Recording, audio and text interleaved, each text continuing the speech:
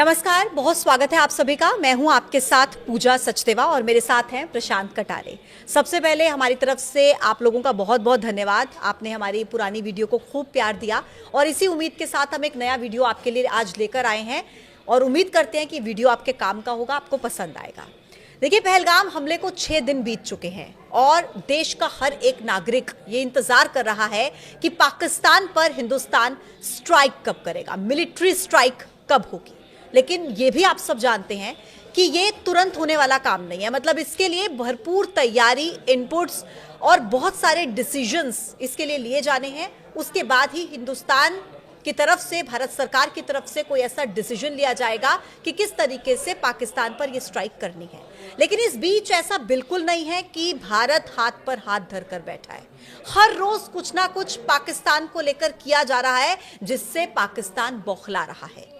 आज के इस वीडियो में हम दोनों मिलकर आपको एक एक पॉइंट बताएंगे कि अभी तक भारत की तरफ से क्या क्या वो बड़े फैसले लिए गए हैं और इसी के साथ आपको ये भी बताएंगे कि हिंदुस्तान में कौन नेता ऐसे हैं जिनको पाकिस्तान के खिलाफ सिंधु जल समझौते को रोकने का ये फैसला गलत लग रहा है। उन्हें पाकिस्तान के किसानों की चिंता हो रही है। तो चलिए शुरुआत करते हैं एक एक अपडेट के साथ। सबसे पहले प्रशांत, आप बताइए। बिल्कुल, आपने जिक्र किया उन नेताओं का जिन्हें बुरा लग रहा है सिंधु जल समझौता ब्रेक करना या पाकिस्तान के पानी रोकने की बात को, उस पर भी जाएंगे। लेकिन आपने पहले वॉर का भी जिक्र किया। आपने कहा कि हाथ पर हाथ धरे नहीं बैठा है। वाकई हाथ पर हाथ धरे नहीं बैठा हुआ है भारत।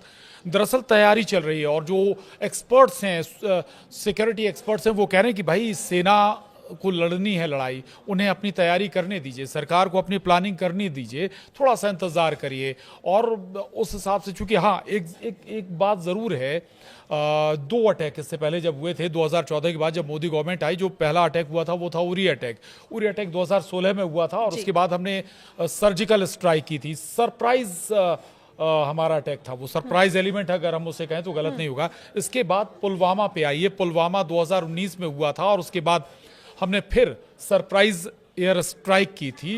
सोचने समझने का मौका नहीं दिया था हमने पाकिस्तान को, ना एयर स्ट्राइक के समय और ना ही सर्जिकल स्ट्राइक के समय। लेकिन अब चूंकि दो स्ट्राइक हो गए, इसके बाद पाकिस्तान एक अंदाजा लगा रहा है कि भारत क्या कर सकता है। उस नजरिए से पाकिस्तान के पास जो समय मिल रहा है वो तैयारियां भी कर रहा है, अपने लॉन्च पैड्स हटा रहा है, जो आतंकियों के लॉन्च पैड्स हैं, जो आतंकी हैं, उन्हें सुरक्षित ठिकानों पर पहुंचा रहा है। पर्याप्त समय पाकिस्तान के पास भी मिल गया है। लेकिन फिर बात है, और जब ऐसी स्थिति होती है तो हो सकता है कि कोई नया सरप्राइज एलिमेंट लेकर आए, इंडियन आर्मी या एयरफोर्स या फिर नेवी। तीसरा पॉइंट समझिएगा, क्योंकि जहां पर पाकिस्तान की सोच खत्म होती है, वहां पर हिंदुस्तान की सोच शुरू होती है। प्रशांत, बिल्कुल ठीक बात है, वहां से हिंदुस्तान की सोच शुरू होती है और हो सकता है कि शायद भारत इससे कहीं आगे की बात सोच रहा हो सकता है कुछ और बड़ा स्टेप लेने की तैयारी कर रहा हो। क्योंकि अगर धीरे धीरे चीजें और बढ़ रही हैं, समय और ज्यादा बढ़ रहा है, तो हो सकता है कि ये एक सीमित वॉर वाली स्थिति आ रही हो कि पर्टिकुलर एक मोर्चे पर भारत और पाकिस्तान जंग लड़ें। हो सकता है कि पाक ऑक्युपाइड कश्मीर, जिसका हम जिक्र करते हैं, हो सकता है कि शायद वो भी कुछ प्लान हो, जो जैसा लोग सजेशन देते हैं, कहते हैं कि भाई आप बातें तो बहुत करते हैं, करके भी बताइए ना। हो सकता है कि वो भी प्लान हो रहा हो। और हाल ही में राफेल एक बड़ी डील हुई है, पूजा आपको याद होगा, और वो राफेल डील वो ऐसे फाइटर जेट्स हैं जो परमाणु अटैक करने में भी सक्षम होंगे। तो आप ये बिल्कुल मत मानिए कि भारत सरकार शांत बैठी हुई है या हमारी इंडियन आर्मी बैठी हुई है आराम से, या हमारी नेवी या फिर हमारी एयरफोर्स सारी तैयारियां कर रहे हैं, मोर्चे पर डिप्लॉय भी हो रहे हैं। इसी बीच जो 2 बड़े अपडेट्स हैं आज के, वो मैं अपने दर्शकों को बता दूं। देखिए, सबसे पहले जो सिंधु जल समझौता, जिसको लेकर कहा जा रहा था कि इसके बाद तो पाकिस्तान में सूखे की स्थिति आ जाएगी, अकाल की स्थिति आ जाएगी, लेकिन एक क्वेश्चन मार्क लग रहा था कि कब। लेकिन उससे पहले आपको यह बता दें कि पाकिस्तानी मीडिया के रिपोर्ट्स क्या कहती हैं। उनका यह कहना है कि हिंदुस्तान की तरफ से झेलम नदी में ज्यादा पानी छोड़ दिया गया है और इसीलिए पीओके से लगते हुए जिलों में बाढ़ की स्थिति आ गई है। मतलब जहां उन्हें सूखे का, अकाल का खतरा मंडरा रहा था, वहां उन्हें डर लग रहा है बाढ़ का। तो ये आप मत सोचिए कि हिंदुस्तान ने अगर कह दिया सिर्फ पानी रोक रहा है तो सिर्फ पानी रोकेगा, पानी छोड़ा भी जा सकता है, बाढ़ की स्थिति भी आ सकती है। ये डर हिंदुस्तान ने जो है पाकिस्तान को दिया है और वो उसकी बौखलाहट में नजर भी आ रहा है ना। बिल्कुल पूजा, आपने ठीक कहा। दरअसल हमारी कुछ नदियों पर बड़े बड़े डैम बने भी हुए हैं, और जो भले ही थोड़ा सा दूर हैं, आज भी पानी है उन डैमों में। आप और वो छोड़ा, और हमने दिखा भी दिया। जो आपने 3 प्लान का जिक्र किया था, सरकार 3 प्लान पर तैयारी कर रही है पानी रोकने छोड़ने पर। तो ये पहला प्लान है, शॉर्ट प्लान है कि हमारे पास जो पानी है हमने एक साथ छोड़ दिया, मतलब वो भी हमने वाटर स्ट्राइक कर दी, या वाटर बॉम्ब जिसको हम कहते हैं। सेकंड प्लान होगा धीरे धीरे चीजें और दूसरे तरीके से इंप्लीमेंट करने की। जो लॉन्ग टर्म प्लान है, अगर हम बात करें, जो तीसरा प्लान, वो हो सकता है कि 6 साल 8 साल 10 साल वाला हो। आपको बड़े डैम बनाने होंगे, बड़ी नहर डाइवर्ट्स करनी होगी, और वहां का पानी आपको दूसरी जगह ले जाना होगा। यानी कि तब आप स्थिति ये कर देंगे, जो पाकिस्तान की 80% एग्रीकल्चर है, कृषि है, उसके हाइड्रो पावर प्लांट हैं, उसके जो उद्योग धंधे चल रहे हैं, जो इस पानी पर निर्भर। और वो भी बता दें आपको कि जो यहां से नदियां गुजरती हैं, जो 3 नदियां जिनका बार बार जिक्र होता है, जो यहां से नदियां जाती हैं, 90% पाकिस्तान की पानी से जुड़ी जो जरूरतें हैं वो इन्हीं नदियों पर निर्भर हैं। आप समझिए कि अगर इंडिया यहां पर कोई बड़ा डैम बना दे, बड़ा तो क्या स्थिति होगी। जिस दिन चाहे हम पानी रोक दें। अब हमारे पास कोई, हमने जैसे ही हम सिंधु जल समझौते से बाहर आ गए, अब हमारे पास कोई बंदिश नहीं है कि हम कुछ भी स्टेप लेने से पहले पाकिस्तान को बताएं या किसी विश्व बिरादरी को बताएं। लेकिन प्रशांत, इसी के साथ ही मैं अपने दर्शकों को यह भी क्लियर कर दूं कि कोई आधिकारिक तौर पर अभी भारत सरकार की तरफ से ये नहीं कहा गया कि झेलम नदी में पानी छोड़ा गया या नहीं छोड़ा गया। ये पाकिस्तानी मीडिया की तरफ से ही इस बात का दावा किया जा रहा है। और इसी के साथ एक और बड़ी स्ट्राइक जो भारत की तरफ से की गई है, वो ये है डिजिटल स्ट्राइक।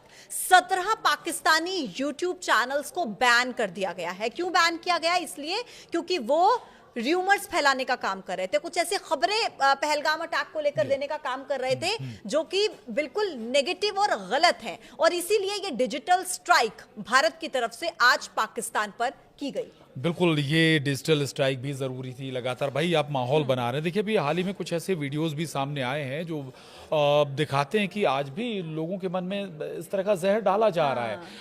जो हाल फिलहाल छोटी मोटी खबरें हैं, अलग अलग शहरों से आई। डिजिटल स्ट्राइक बहुत ज़रूरी थी। ऐसे यूट्यूब चैनल बंद करने ज़रूरी थे जो पाकिस्तान के फेवर में मूवमेंट चला रहे हो इंडिया में रह के। दूसरा, अब कुछ और आते हैं जो मैं फिर बात करूँगा।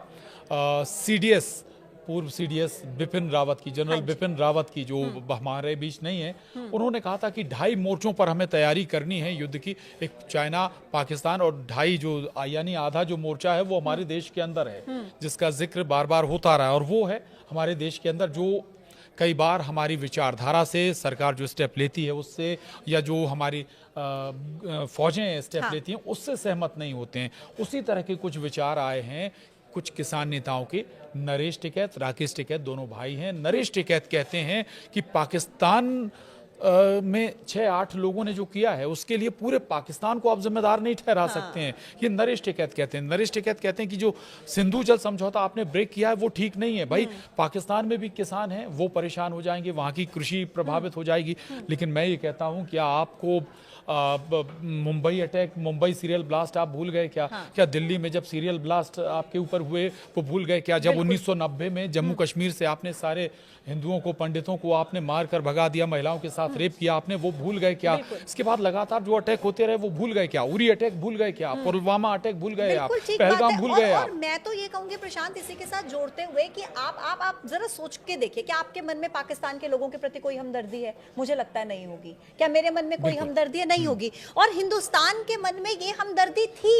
इतने सालों तक, 65 सालों तक हमने इस समझौते को नहीं रोका, सरकार ने इस समझौते को नहीं रोका, क्योंकि वो हमदर्दी आम नागरिकों के लिए थी कि वो परेशान होंगे। लेकिन जब वही पाकिस्तान हमारे ही आम लोगों को अपना निशाना बनाता है, उन लोगों को जिनके हाथ में कोई कुछ भी वेपन नहीं है, उनको अपना शिकार बनाता है, तो फिर पाकिस्तान के किसान हो या पाकिस्तान की आम जनता हो या कोई भी हो, पाकिस्तान के लिए हमदर्दी आखिर नरेश टिकैत के मन में इतनी क्यों है? ये मेरी तो समझ से परे है। आपको समझ आ रहा है? नरेश टिकैत, उनके भाई को भी सुन लीजिए। राकेश टिकैत वो कहते हैं कि जानबूझकर हिंदू मुस्लिम कराया जा रहा है और उसका फायदा किसको हो रहा है वो सबको पता है। यानी एक पर्टिकुलर सियासी दल को वो टारगेट कर रहे हैं। लेकिन मैं फिर कहूंगा कि भाई, जो हुआ है, आपको जब पूरा देश या पूरे देश देश के एक एक दल एक साथ खड़े हुए हैं, सरकार के साथ खड़े हुए हैं, फ्री हैंड दिया हुआ है, आप बीच में इस तरह का बयान क्यों दे रहे हैं? या इस तरह की आपकी विचारधारा क्या है? आप उससे क्या साबित करना चाहते हैं? भाई जब जंग होती है तो जंग दो देशों के बीच होती है, वो किसानों या इनके बीच नहीं होती है कि भाई उस देश के किसान या इस देश के किसान, दो देशों के बीच होती है, क्योंकि आपने हमारी अस्मिता पर हमला किया, आपने हमारी आत्मा पर हमला किया है। पहलगाम में जो हमला किया है, आप कह सकते हैं कि हमारे एक छोटा लैप्स हो सकता है कि हम चूक गए होंगे। वो ये कह रहे हैं कि भाई ये इस पर भी नरेश टिकैत कहते हैं कि ये खुफिया एजेंसियों की चूक है, सरकारी अफसरों की चूक है। अरे भाई कोई दूर बाहर से आएगा, हम पर हमला कर देगा, अगर हम तो हम उसे अपनी चूक मानेंगे, बजाय ये कि उनको दोषी ना ठहराते हुए। और इसी के साथ तो शशि थरूर का वो बयान भी प्रशांत हम दर्शकों को बताएंगे, जिसमें वो कहते हैं कि भाई इजराइल जैसा देश जो कि अपनी एक इनपुट्स के लिए जाना जाता है, अपने तंत्र के लिए खुफिया बेस्ट माना जाता है, अगर वहां पर भी इंटेलिजेंस फेल्योर की स्थिति हो सकती है तो 100% इंटेलिजेंस तो कहीं पर भी करेक्ट नहीं होता। वो इस बात का जिक्र करते हैं और कहीं ना कहीं उनका जो पॉइंट था वो सरकार के फेवर में यहां पर नजर आता है। हालांकि मैं प्रशांत फिर से कहूंगी कि कहां पर चूक हुई, आतंकी कैसे एंटर कर गए, ये इतना बड़ा प्लान कैसे बना लिया, ये बिल्कुल जाहिर तौर पर बहुत वाजिब सवाल है। लेकिन इन सवालों से ज्यादा जरूरी मुझे जो इस वक्त पर नजर आता है, या हमारे देश के लोग जो इंतजार कर रहे हैं, वो इस बात का है कि हम बदला क्या लेते हैं। हमें रिवेंज चाहिए, खून का बदला खून, मौत का बदला मौत, और यही मुझे लगता है देश का हर नागरिक चाह रहा है। बिल्कुल, लेकिन इसके लिए थोड़ा समय जरूर देना होगा। पूजा सरकार के लिए, इंडियन आर्मी के लिए, जो हमारी तीनों फौजें हैं, चाहे थल जल वायु सेना, तीनों सेनाओं को समय देना चाहिए, सरकार को प्लानिंग के लिए समय देना चाहिए। और एक और बात जोड़ दूं, अभी जो आपने शशि थरूर के बयान का जिक्र किया, सिक्योरिटी एक्सपर्ट्स कहते हैं कि हमारी जो खुफिया तंत्र जितना मजबूत है, उस मजबूत खुफिया तंत्र के साथ इसमें होता ये, जब कोई 200-250 बार हमले के प्रयास करता है तब एक बार सफल होता है। संभव है कि शायद ये वो 200-250 में से एक बार आप सफल हो गए, चूक गए, हम मानते हैं हमारी चूक है, लेकिन हम उसको भरेंगे, उस चूक को भरेंगे और दुरुस्त करेंगे। लेकिन देखिए आप कि दरअसल एक मैं फिर थोड़ा सा वाक्य आपको याद दिला दूंगा, जब पंजाब में आतंकवाद चरम पर था, धीरे धीरे जब खत्म हो रहा था, तब जो मुख्यमंत्री थे उनकी जब लगभग खत्म हो गया था आतंकवाद, तब उनकी हत्या हुई थी। तो आखिरी चरणों में भी कई बार ऐसा जो कहते हैं ना, जो जब दिया बुझने वाला होता तो ज्यादा लेकिन वही जो एक विफलता है वो हमारे देश के आम लोगों पर इतनी भारी पड़ गई।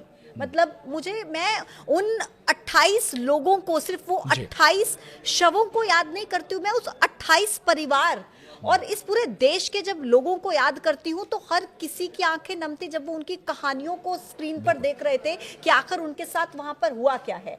और आप प्रशांत, में फिर से एक बार दर्शकों को पाकिस्तान की बौखलाहट एक और अपडेट के साथ याद दिलाऊंगी कि लगातार चौथे दिन मैं फिर से कह रही हूं, ऐसा हुआ है कि एलओसी पर फायरिंग की गई है। कोई उकसावा भारत की तरफ से नहीं दिया गया, लेकिन उसके बावजूद एलओसी पर फायरिंग, वहां पर बंकर साफ करने शुरू हो गए हैं लोग कि अटैक हो सकता है, बंकर साफ कर लीजिए, इसमें छिपके रहेंगे। मतलब आप देखिए, जैसा आप कह रहे थे प्रशांत, कि अब वो कहीं ना कहीं मेंटली इस तौर पर तैयार हो चुका है कि भाई ये वो हिंदुस्तान है जो बदला तो लेकर रहेगा, चुप तो नहीं बैठेगा। और इसीलिए वहां पर तैयारी देखिए, बंकर साफ करने ये नेतृत्व पर बड़ा डिपेंड करता है, ये लीडरशिप पर बड़ा डिपेंड करता है। जब उरी और पुलवामा फिर जिक्र करूंगा, उनका तुरंत जवाब दिया भारत ने, बदला लिया है और ये एक्सपेक्ट पाकिस्तान कर रहा है। लेकिन आपने कहा एलओसी पर लगातार फायरिंग हो रही, तो फिर इस पर एक और पॉइंट है पूजा, ये कि अब पाकिस्तान अपने पैर पर कुल्हाड़ी मार रहा है। शिमला समझौते से पाकिस्तान बाहर हो गया है।